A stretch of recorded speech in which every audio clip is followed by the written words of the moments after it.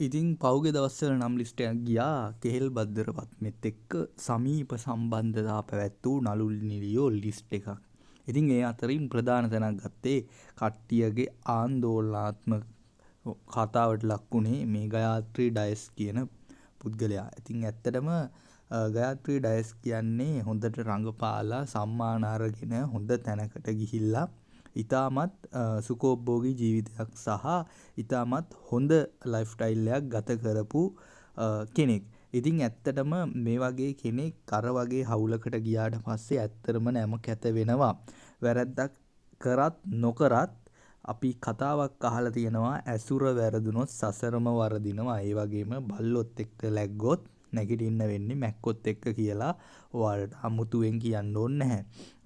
ඇත්තටම මේ වගේ දක්ෂ කලාකාරණියක් අර වගේ දරුණු ගණේ අපරාධකරුවෙක් සමග සම්බන්ධතා පැවැත්වුව එකට තමයි මේගේ නම ගිහිල්ලා තියෙන්නේ සමාජ මාධ්‍යයේ.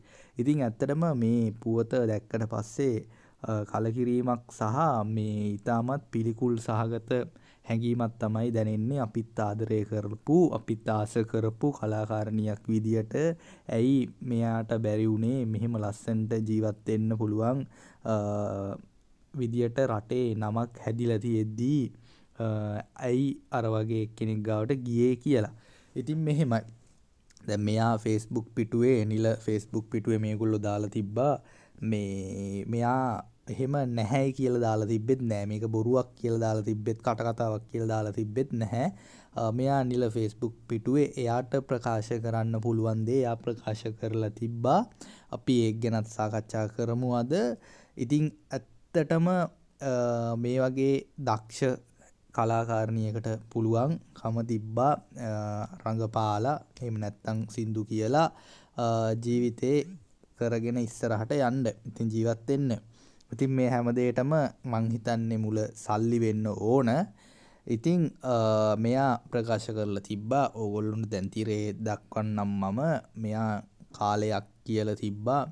ඉතින් ඇත්තටම මේ මිනිස්සු දැන් ලංකාවේ නීතියට අනුව ඔබ මේ වීඩියෝ එක බලන ඔබ සහ මම දෙගොල්ලොම කවුරු වුණත් දැන් ලංකාවේ යන්නේ අතිගරු ජනාධිපතිතුමාගේ යටතේ එකම නීතියක් තමයි රටේ යන්නේ. ඉතින් ඒ නිසා ඒ නීතිය වැරද්දක් කරලා තියෙනවා නම් ගයාත්‍රී ඩයස්ටද හිමි වෙන්න ඕන.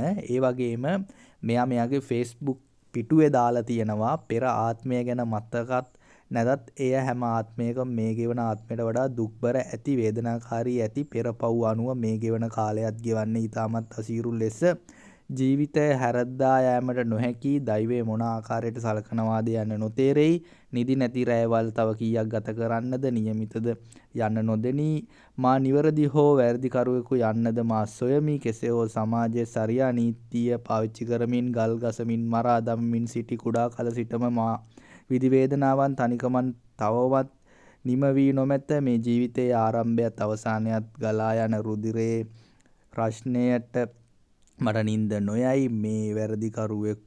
මා වැරදිකරුවෙකු නම් ඒ මා කලාකාරණියක වීමයි කියලා තමයි එයා කියලා තියෙන්නේ. ඉතින් ඇත්තටම මේ කලාකාරණියක වීම කියන එක අපි වැරද්දක් විදිහට දකින්නෙත් නැහැ.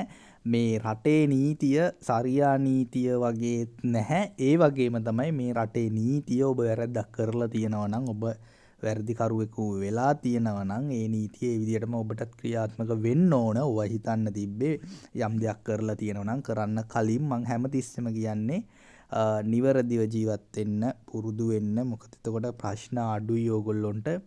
ඉතින් මේ දවස්වල මේ ප්‍රශ්න කරමින් පවතිනවා මේ පිළිබඳව ඉක්මනටම මේ තොරතුරු ලද සැනින් ඕගොල්ලොන්ට දෙන්න බලාපොරොත්තුවෙන් ඉන්නවා. ඒ නිසා channel එක subscribe කරලා වීඩියෝ එකට like එකක් දාලා notification bell button එක on කරලා තියාගන්න. අපි ඉක්මනටම ඊළඟ වීඩියෝ එකෙන් හමු වෙමු.